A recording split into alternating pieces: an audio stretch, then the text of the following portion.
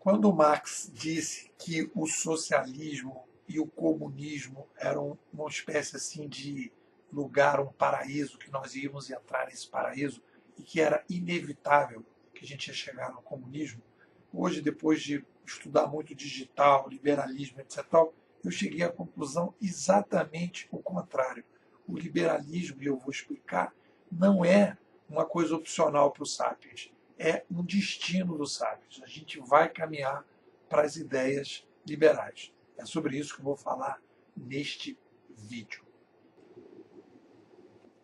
Primeira coisa importante é definir o que eu estou chamando de liberalismo. Eu, pessoalmente, prefiro a palavra descentralismo. Né? O que é o descentralismo? É o aumento do poder de decisão de cada pessoa. O exemplo mais típico é o do restaurante Aquilo. Quando você vai aumentando a complexidade demográfica da população, você vai gerando determinados problemas e você não tem uma solução. A pessoa precisa comer rápido, está todo aquele tumulto, a pessoa cria o tal do restaurante Aquilo.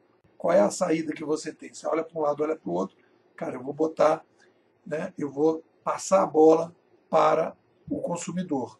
É isso que a gente fez nos bancos, é isso que a gente fez no cinema com ingresso.com, é isso que a gente está fazendo em várias áreas da sociedade. A gente está tirando o trocador, a gente está tirando os intermediários. Por quê? Porque a gente precisa ganhar velocidade. A gente precisa tirar os intermediários. Quando a gente começa a pensar na macrohistória, a gente vai ver que o ser humano ele vive sobre a égide da complexidade demográfica progressiva. Eu chamo isso na filosofia de demografismo. Nossa espécie é a única espécie do planeta que cresce demograficamente. É visto muito claramente agora nos últimos 200 anos que a gente cresceu de 1 para 7 bilhões, o Brasil de 30 para 210, em função do ambiente que foi criado liberal, que permitiu que a gente pudesse ter esse desenvolvimento em todas as áreas, científica, produtiva, etc., que a gente possa ter chegado a esse ponto. Então, a complexidade demográfica progressiva mostra que a nossa espécie precisa, porque a gente vai crescendo demograficamente, o que era uma complexidade de 1800, 1 bilhão, 3 bilhões de pratos de comida todos os dias, hoje nós temos 7 bilhões, 21 bilhões de pratos de comida todos os dias. Ou seja, a nossa complexidade demográfica progressiva obriga necessariamente, nós somos escravos da inovação. Então, se a gente pensar sociedades em que o eixo inovação não for o eixo central da sociedade, porque a gente precisa ir melhorando as tecnologias, os processos, reduzindo o custo, melhorando performance, custo-benefício, etc. Se isso não tiver um foco muito forte, o que vai acontecer? A gente vai ter problema de escassez. Então, a inovação é uma coisa fundamental.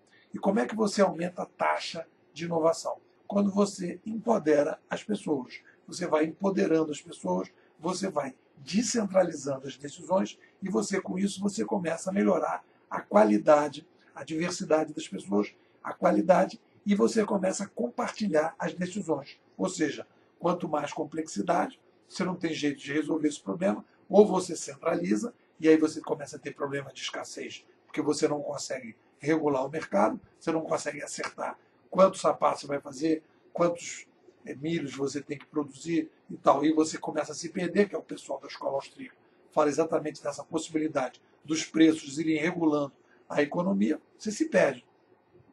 Então você precisa descentralizar.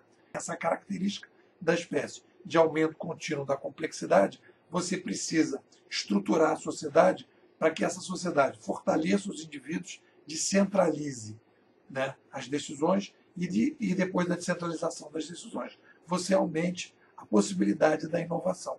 Na minha opinião, o liberalismo, ou como eu prefiro chamar, o descentralismo, não é uma opção que a gente, será que eu vou ser liberal? Não, é um destino. Então, quais são os dilemas do descentralismo / liberalismo nesse novo milênio? Perceba o seguinte, se a gente olhar para 1450 e olhar a sociedade moderna, o processo de 1450 até a chegada das revoluções liberais e depois foi um processo todo ele um processo descentralizador.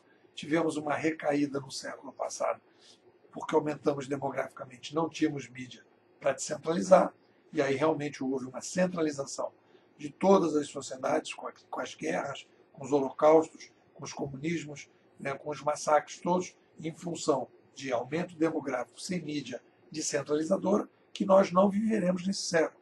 Porque nesse século nós temos o legado do aumento demográfico, que não dá para tirar, mas a mídia descentralizadora, que está empoderando os indivíduos, está descentralizando as decisões e permitindo que a gente consiga lidar de forma mais qualitativa com a complexidade.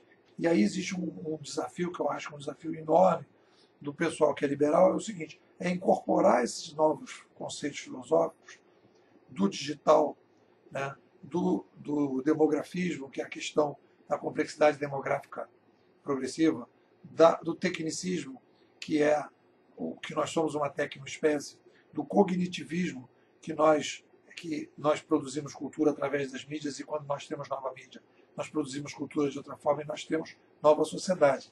Então nós temos um momento liberal, é um momento liberal muito particular, que é o momento que o Thomas Kuhn, daquele livro sobre evoluções científicas, ele chamava de ciência extraordinária.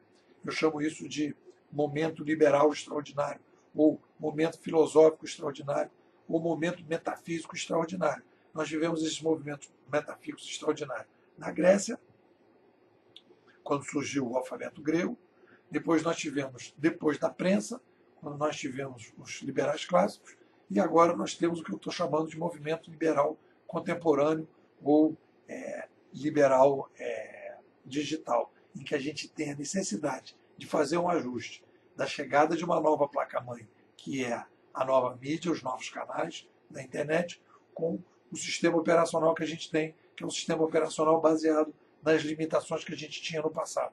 Nós temos hoje a reputação digital, esses cliques que podem mudar profundamente a educação, pode mudar profundamente a política.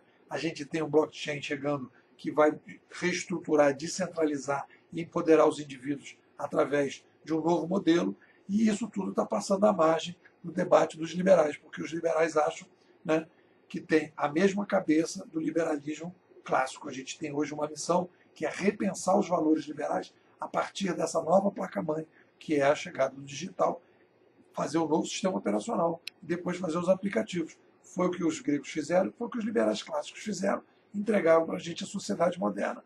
E a gente tem que fazer um esforço para começar a pensar nessa sociedade pós-moderna, ou na sociedade digital, em que a gente precisa entregar um pensamento diferente, apresentar propostas novas. Liberalismo, no século passado, ele teve um momento de resistência, porque ele estava num ambiente fortemente centralizador, fortemente coletivista. Então foi um momento de resistência.